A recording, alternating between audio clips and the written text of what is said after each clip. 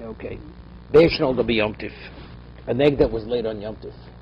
It's right at the beginning.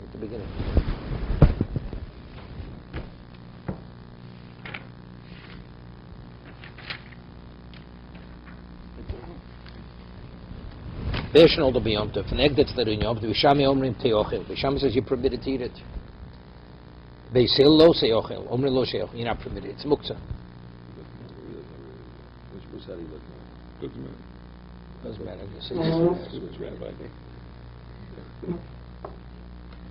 Musical chairs. Okay. So Beishamai says you can eat it. Beisil says lo se'ochel. Beishamai m'sor b'chsayis b'chometz b'chseves. Now, if you're in possession of chometz, right, you're a bal yimotzei. So how much chometz do you have to own? So we ruled Beis Hillel, a gazais of. What about yeast? Yeast is a more intense level of leaven, because you cause other doughs to become leavened. So therefore, Shammai says sor, which is a more intense chometz, it's yeast. If you have a gazais, that's enough. Whether you eat it or you possess it, you're in violation. Chometz, which is edible, choseves. Choseves means it has to be the volume of what's choseves? No, choseves is the size of a date. Right, a date. Beisil says it makes no difference whether it's chometz, more intense, less intense. It's all based later on psukim. It's gzayis. If you eat the gzayis, you possess the gzayis, whether it's dough, whether it's chometz or yeast, same gzayis. Hashol chayvof b'yomtiv. A person slaughters, now a chaynof needs kisei adam. Required kisei adam, you have to cover the blood.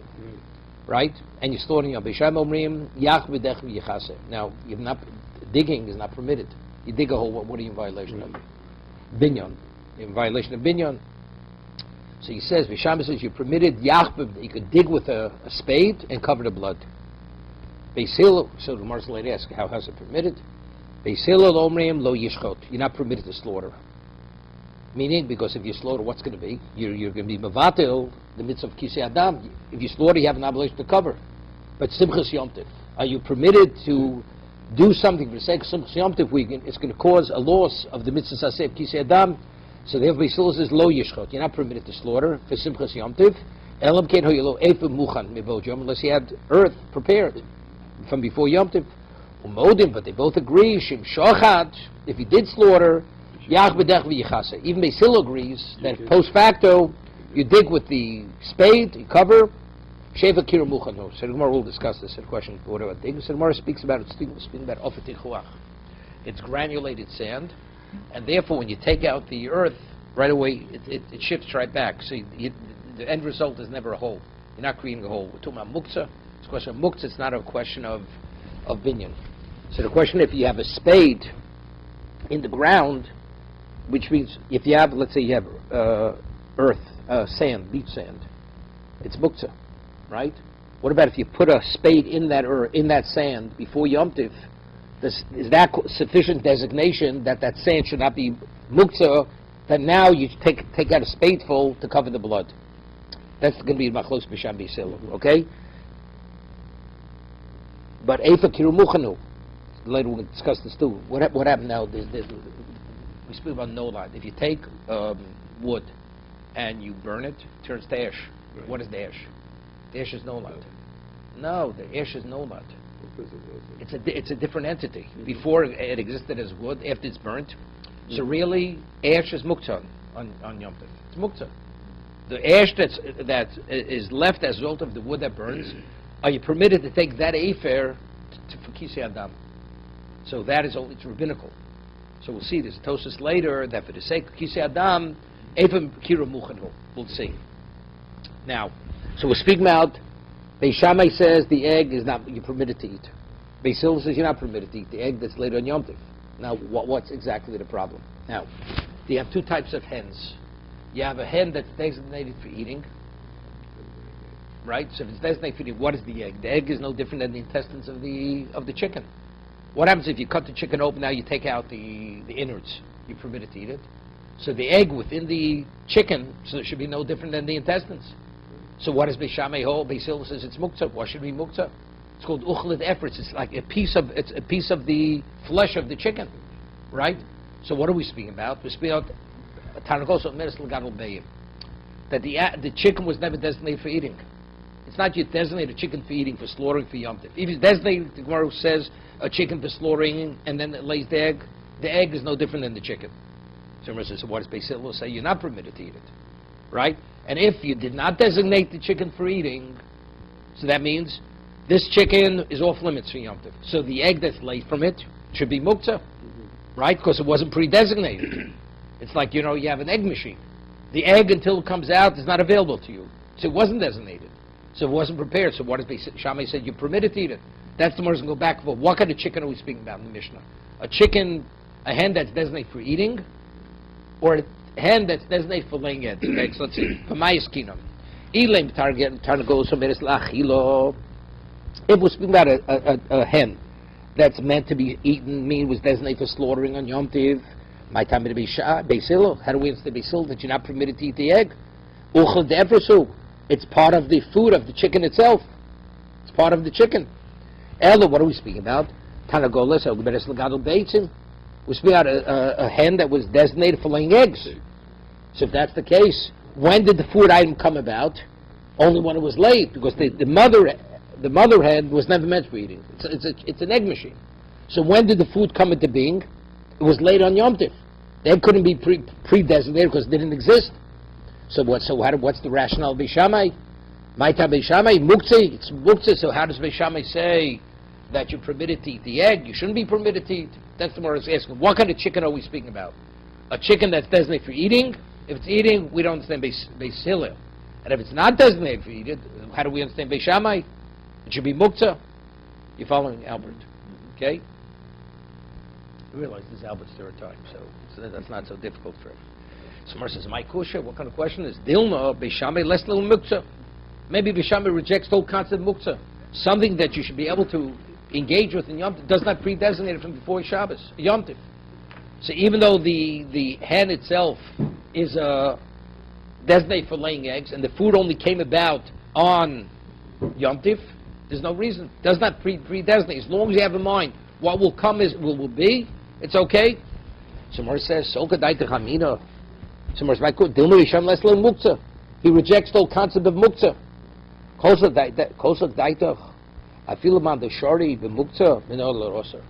Even the person who will say that muktzah rejects the concept of muktzah.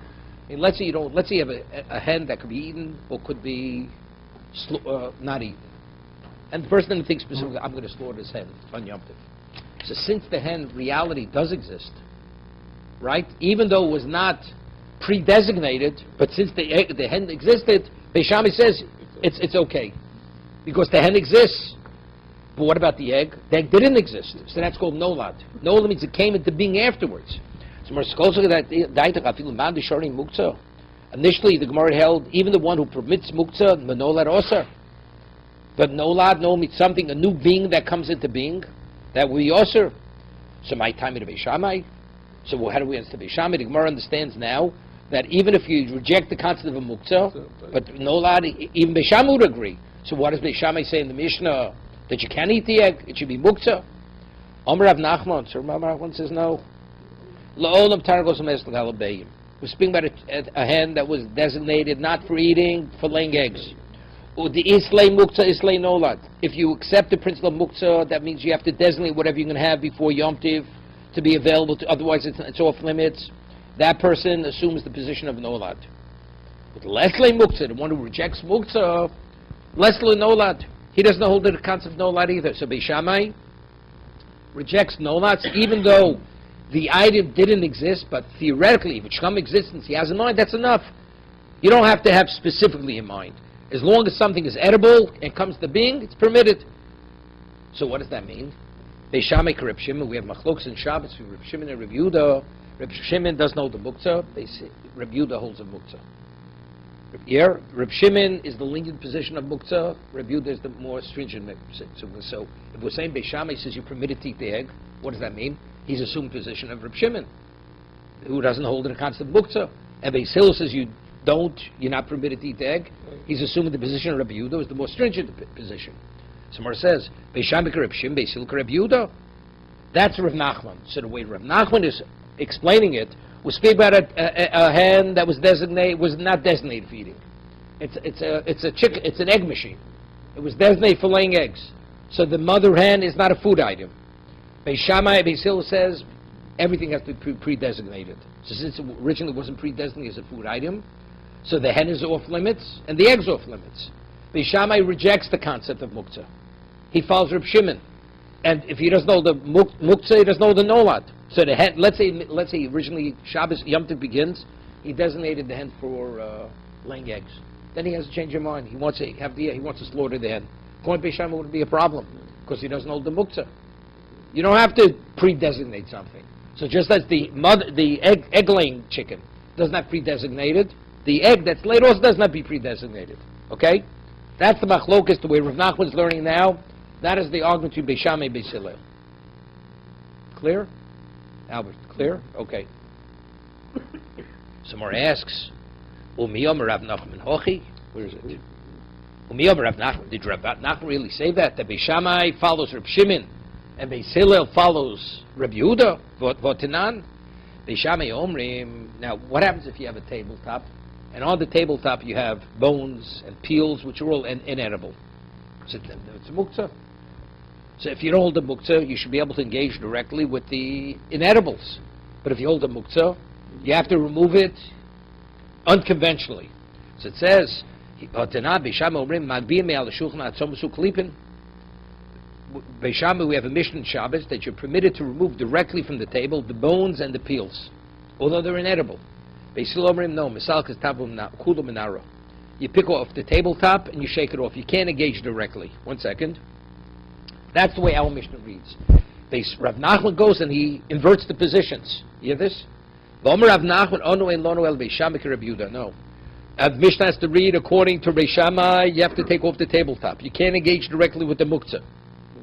Because Beis Shammai follows Reb Yehuda. Beis Hillel says no, you can engage directly with the peels and the bones because he follows Reb Shimon. So we have a contradiction. Here Rav Nachman is explaining our Mishnah that was speaking about a hen-laying chicken, an egg-laying hen, and the hen is not a food item. And the reason why Shammai says you're permitted to eat it, the egg, because he follows the position of Reb Shimon.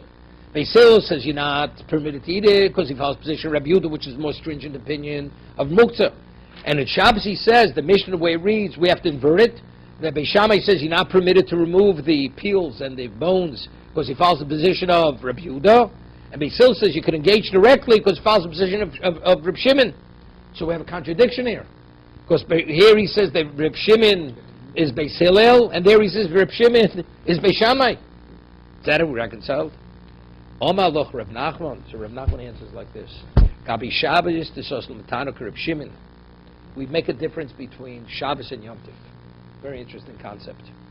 Shabbos and Yom Tov. The Tana goes and he establishes the halacha of Reb Shimon regarding Shabbos. Why? Why Shabbos? We'll see. Ditnan. Mitchatchin es adluin lefnei abeheves and nevei lefnei aklovim. Let's say you have an animal that was alive before Shabbos and then it dies on Shabbos. Am I permitted to take its carcass and feed it to dogs? It's dead. It's a dead piece of... So when Shabbos began, it was muktzah, right? Because the only way it could be available to you was only you had to slaughter it, right? It was alive. So it was off limits to when Shabbos began. Now it dies. Beis Hillel says you could take the animal and you can feed it to dogs. Use it as dog meat. Even though when Shabbos began it wasn't available for dog meat, right? The dogs couldn't eat a living animal. So evidently, what does Beis Hillel hold? Beis Hillel follows Reb Shimon. That even though the animal was not available to you when Shabbos began for dog meat, if it should present itself, then now it is. It's okay. It's not a problem. That means whose position is Beis Hillel following? Reb Shimon, right? Or machatzer adlun lefnei behema. You have these dluin. We'll see Rashi what it means. Dluin, they're gourds.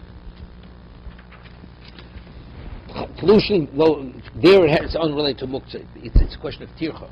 That you're permitted to do an act of exertion to feed an animal, and you're permitted to feed the nevela to the klovim.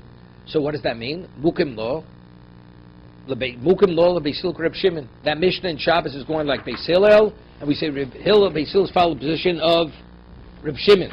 Avil gabi Yom Tiv. But regarding Yom Tiv, the Sosan Tanak Reb Yehuda, we have two anonymous Mishnayos. We have anonymous. Now, what does a Stam Mishnah usually mean? Albert, what is a Stam Mishnah? You read anonymous Mishnah, it has a person behind it. So Rabbi Yehuda Nossi, when he compiled the Mishnah, why didn't he identify the opinion behind that? Why? No, not because no, it's not his opinion. So it's not his opinion. No, he just compiled the Mishnah. Right. The reason we normally say Yochid v'Rab Malochik Rabbi, majority versus minority, rule like the majority. But there are times where the minority is right and the majority is not right. Who made that evaluation? Rabbi Yehuda Nossi with his Bezdin.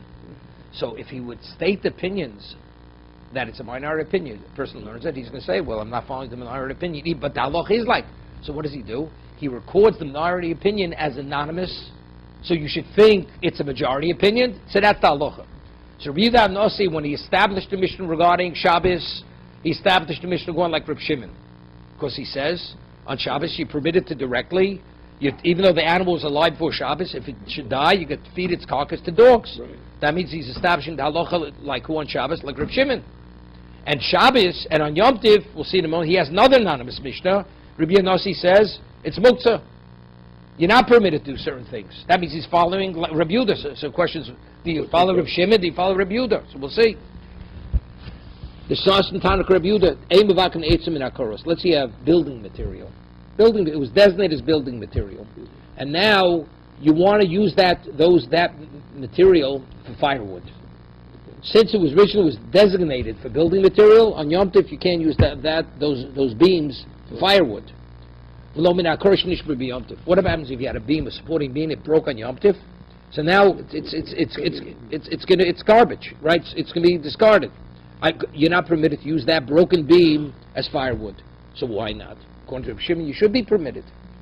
The answer is, Mukam Lo Beisil Reb Yehuda. Reb Yehuda Nossi, he established anonymous opinion like Reb Yehuda.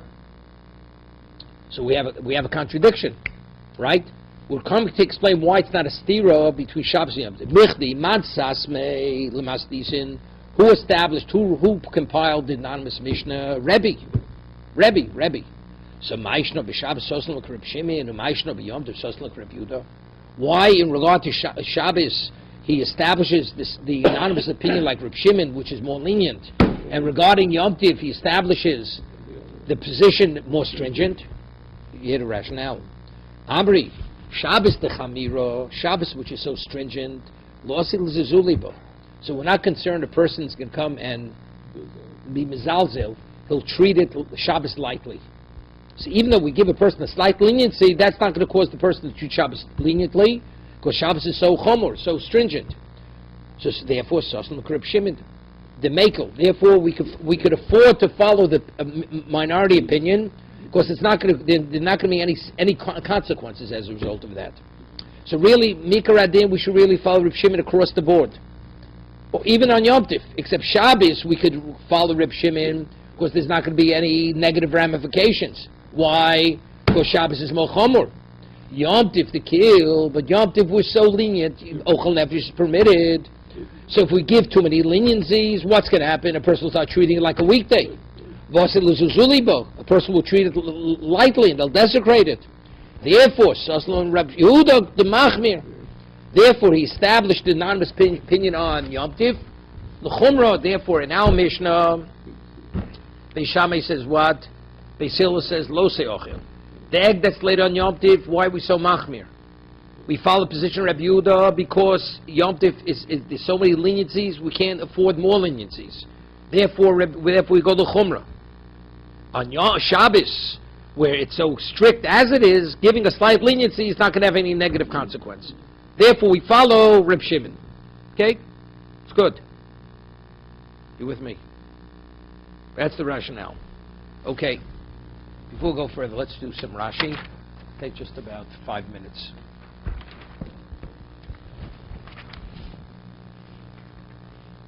Gemara. We have two types of hens. You have a hen that's designated for eating, she'eina muktzah.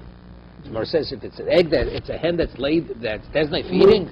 How do we answer Beis Shammai, Beis Hillel that you can't eat the egg? Uchel efris, ochel shenifrad. It's like a piece of the chicken. It's the food of the chicken.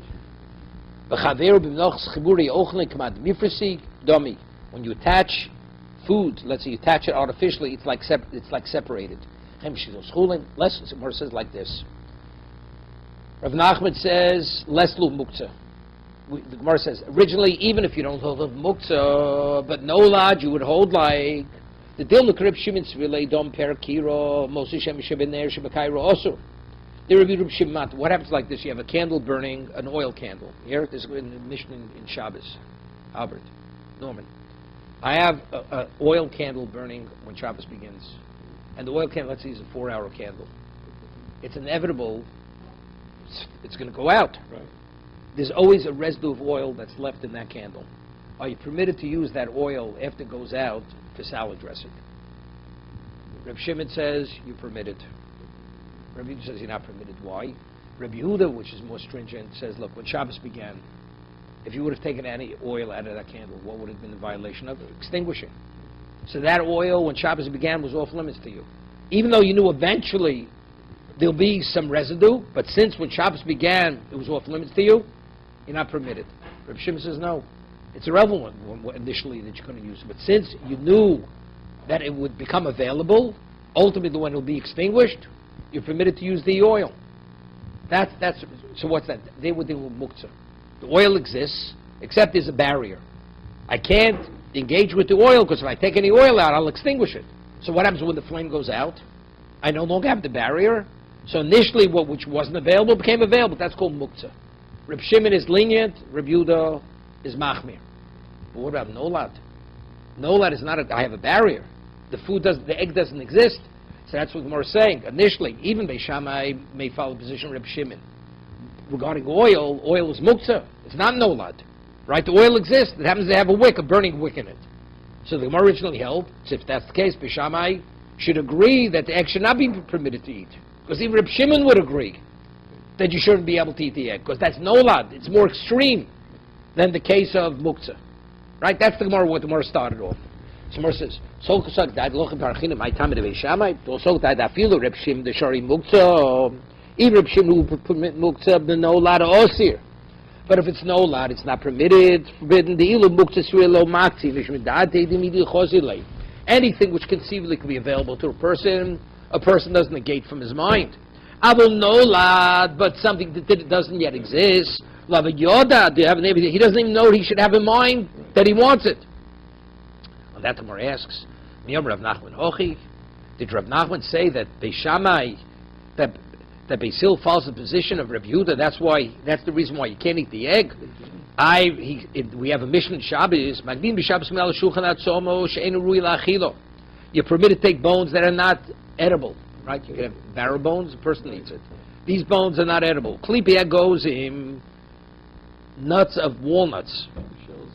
Right? The shells of walnuts. If you want to clean the table, how do you remove them? You remove the tabletop. You just shake it off. Because the tabletop is not muktzah. Rav Nachman goes and inverts the opinions in the Mishnah. B'shita Mishnah shmichlev shitoso elosh kach shamati mirab saying the Beis Shammai kebi Reb Yehuda machmeri Beis Hillel Reb Shimon. So we have a contradiction here. In our Mishnah, Reb Nachman says, why does Beis Hillel say you're not permitted to eat the egg? Because he follows the position of Reb Yehuda. And in Shabbos he says, why permitted to engage directly with the bones and the peels? Is because he follows Reb Shimon. So on that he says, because he found Reb Yehuda Nossi, who established the Mishnayos, and he established them anonymously, he had written regarding Shabbos, Mechatrin Luin. Tlushin Lefnei Beim, you have gourds that were picked before Shabbos, but they're not edible. You're permitted to cut them up for the animals. We don't say it's an unnecessary exertion. So it's not muktzah. And when did the animal die? It died on Shabbos. So if the animal died on Shabbos, the animal was not available when Shabbos began because it's muktzah. Although it died on Shabbos, became a carcass on Shabbos. When Shabbos began, this animal had no relevance to dog food. Rabbi Yehuda Nossi established in Namas Mishnah that you're permitted to take the carcass and feed it to dogs.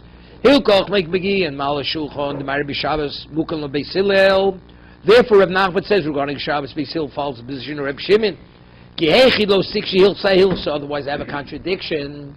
Because I have the Kaimel law and Halach Gestam Mishnah. We follow the anonymous Mishnah. The Kaimel law and Halach Beis Hillel, and yet I follow also Beis Hillel. So how do I reconcile the go? What's the answer? Al Gabi Yom Tov the Ashkon, Sosem Reb Yehuda. Since Reb Yehuda Nasi established Halacha Reb Yehuda on Yom Tov, as the Gemara says, the rationale is because Yom Tov is so lenient, we can't afford to be more lenient. That's why I'm machmir on Yom Tov. Shabbos, which is so stringent, I could afford to be lenient. So I could follow the position of Reb Shimon. What do we find on Yom Tov with machmir? It's not a mevakin eitzim Yom Tov. Lo min akros of slura slul gabzu, karkvom des lebinyon. Lo min akros nishbu Yom Tov. Api yishom meres miachshav lesik. Even though the broken beam, its value today is firewood. But since Hoben Hashmoshes Lav Lochi Kaim, but when Shabbos began, when Yom Tov began, it was a beam. Came das Katzoy Ben Shoyz Kad Kol Yom Alba Yislay Muktzah Yom Tov. So you see, Reb Shimon, the Stam Mishnah is we follow the position Muktzah Hilkach Muktzah Reb Nachman Stisen Arab Yom Tov. Therefore, what does Reb Nachman say to reconcile Beis Hillel with the Mishnah? Yom Tov we follow Reb Yehuda, which is Beis Hillel. Ubameres, and what kind of chicken are we speaking about? A hen that lays, that's designated for laying eggs. Shomuktzah. Now, this Rashi is very important, what I told you before. Why, if the position has a name behind it, why did you write it anonymously? Right? So Rashi explains it. When he saw a position and he felt it was correct, he recorded it anonymously. Why? Did not identify the person. Because if it stayed in the name of a minority, of an individual, and they have other ones who a majority, Yaska, most of them follow majority opinion. Because when you have a minority versus a majority, people follow the majority opinion. So as a result of that, he recorded anonymously that people should not know it's a minority opinion, and therefore they'll accept it as halacha. That was the genius of Reb Yehuda Nasi. So it says why we lenient in regard to Shabbos, because if you're lenient regarding one thing, there won't be more lenient. Because since Shabbos is so stringent, but Yom Tov, which is so lenient, you give him one more. You know the story. There was this person. He was feeling hard times. He had a donkey. He used to plow a field with the donkey. So a friend said to him, "Look, what do you have to feed the donkey? All grain. Take half grain, half sawdust." He says it may take a little bit longer for him to do the field, but at the end of the day you'll have the same profits. So he says he'll try it. Sure enough, it took him an extra hour. He had 50% he saved on the grain. It's going like this for a while. Still, things are still difficult.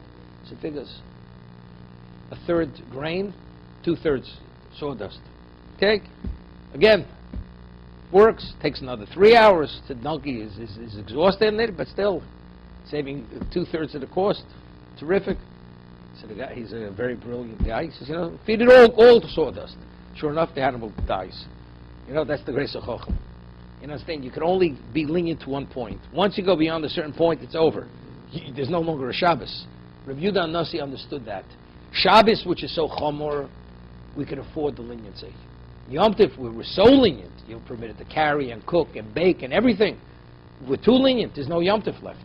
Therefore, we had to rein in to really make a radin. Who do we follow? Who's the more cogent opinion? Reb Shimon. But we can't afford that level of leniency on Yom Tov. Therefore, I'm machmir like Reb Yehuda, although I don't hold like Reb Yehuda. So Reb Yehuda's a fence. Because we can't afford such a degree of leniency. Okay? Just to understand it. It's not a Gemara, it's a good Gemara. Excuse me.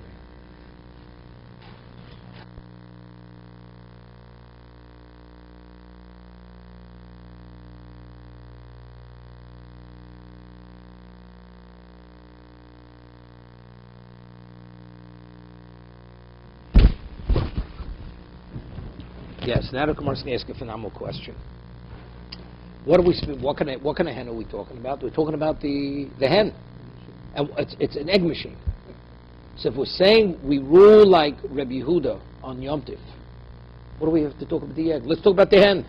Person has a hen designated for laying eggs. Then he has a change of mind on Yom Tiv. Are you permitted to slaughter the hen? Beis Shammai says yes. Beis Hillel says no. So if in fact we're speaking about a hen laying egg, right? That's what was designated for laying eggs. What do they argue regarding the egg? Let's argue regarding the chicken itself. Person initially it was designated for laying eggs. 50% into Shabbos, into Yom Tif, all of a sudden he runs short of meat, he wants to slaughter the chicken. According to Beis Shammai, you'd be permitted.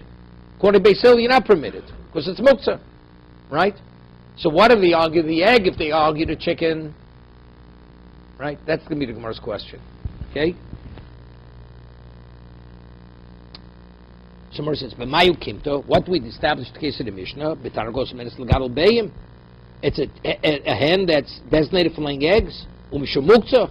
And why are you not permitted to eat the egg? Because of muktzah yochi ad mifkli bebeyo lifkli b'tarnagolis. What are they arguing about the egg? Let's argue whether you're permitted to eat the chicken. That Gemara says something phenomenal. Because it wants to bring out to what degree Beis Shammai is mekil. We said there's muktzah and there's nolad. Nolad is a much more extreme level of muktzah.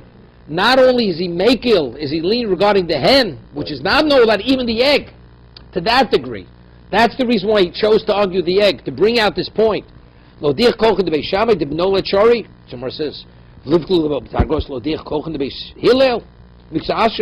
are you bringing out the point of the egg to show how lenient Beis Shammai is? Why don't we argue regarding the chicken that even though it's not nolad, Beis Shammai prohibits it?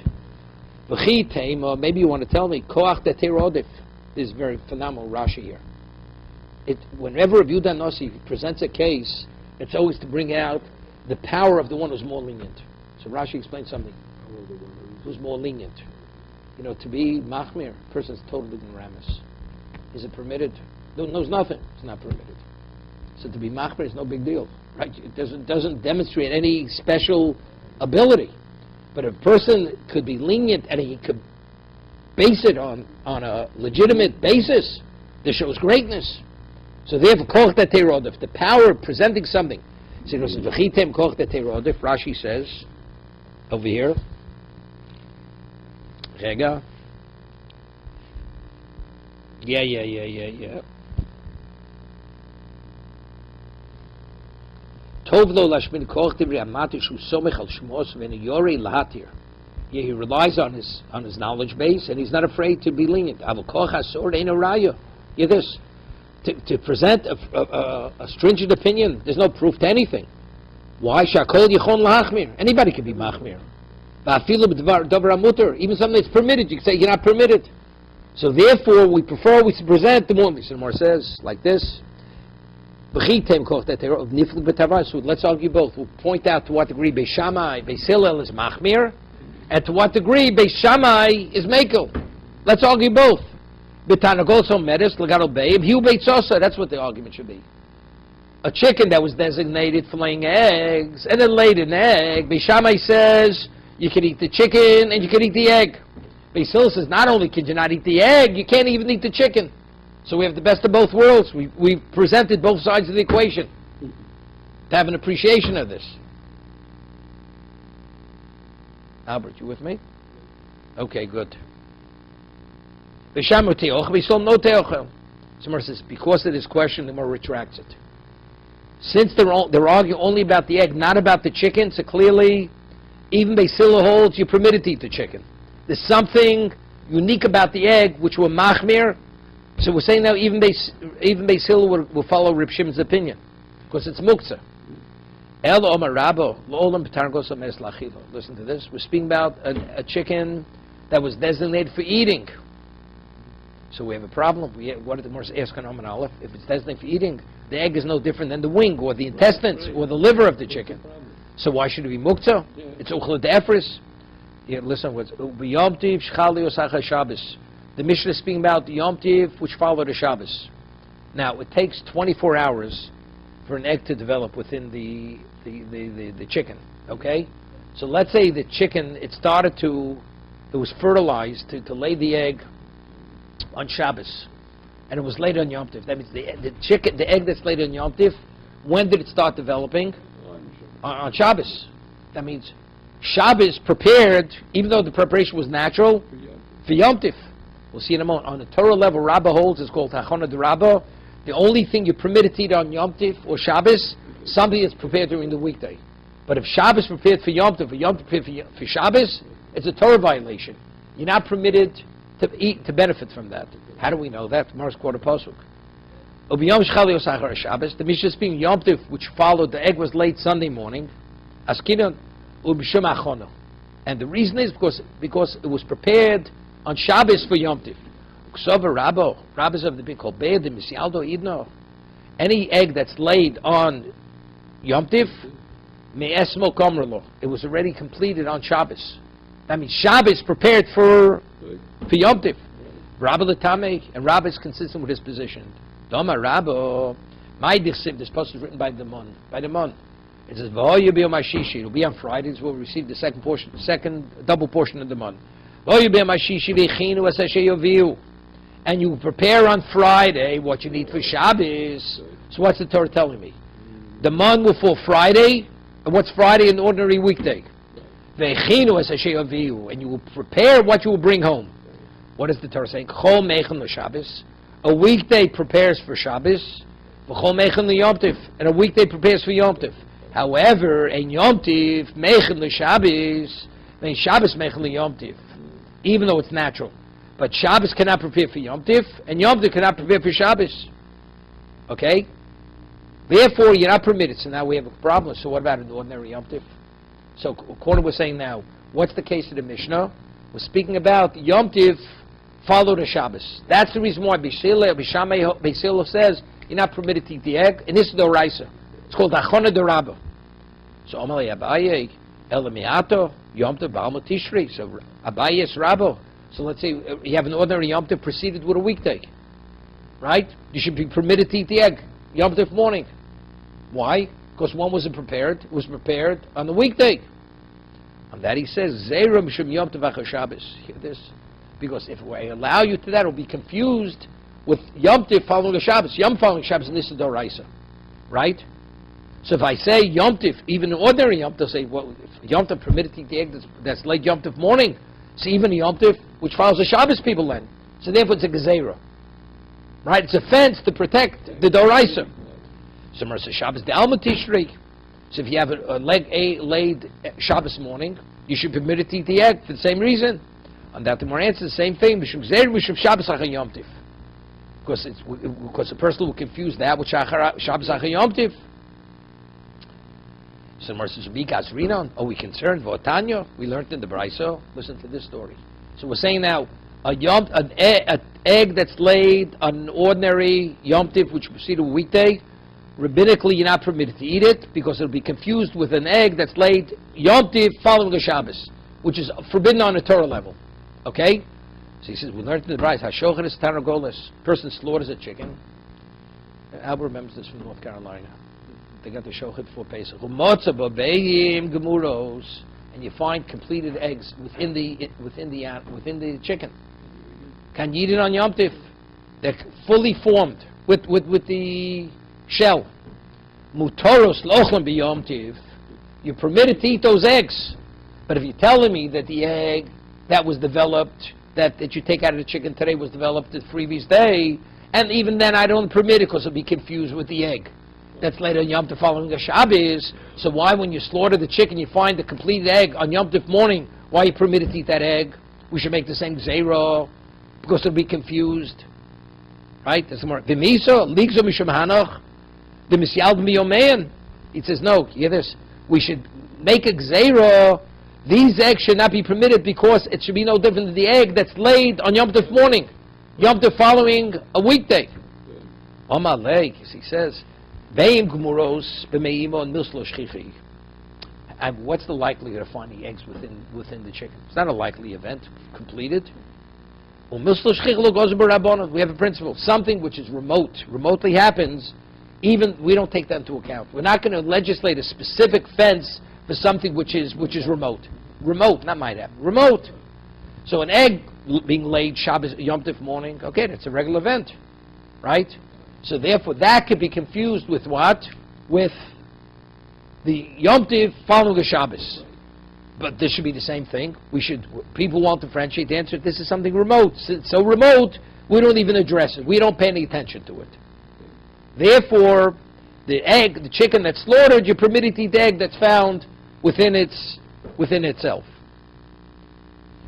Rav Yosef Omer, if you slaughter a chicken Yom Tif morning, and you find eggs which no look different than the egg that's laid on Yom Tif morning, that it's the same egg. One you're not permitted, the other you are permitted, because one is common, the other is remote. They would have to legislate something specific for that situation, and that they don't. Well, that's what he's saying, but have to be changed. Yeah, but we're not doing that. We're not. Eventually.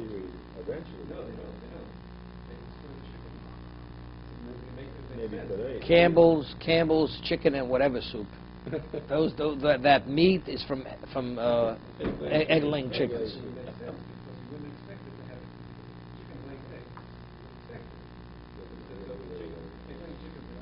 Hey, you're watching too much Campbell soup. You're eating too much Campbell soup. They throw away nothing. In China, where they go with these masks, that's where they throw away the chickens. They eat insects and rodents, but they don't eat chickens because of the whatever it's called, the bird flu.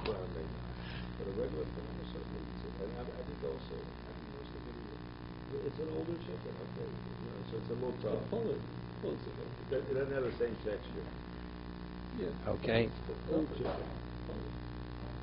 You heard of an old hen? Old dog. Okay. They give the old hen to the old dog. Exactly.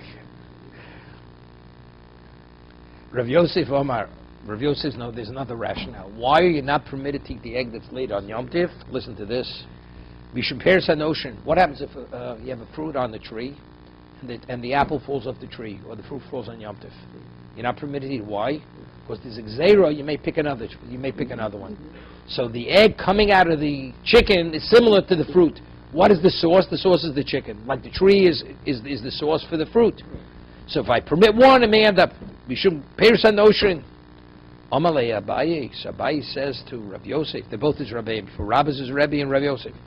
Pairs an ocean time am I. Why aren't you permitted to eat a fruit that falls off the tree on Shabbos or Yom Tif? Gzeira Shem Yalav Yitlosh.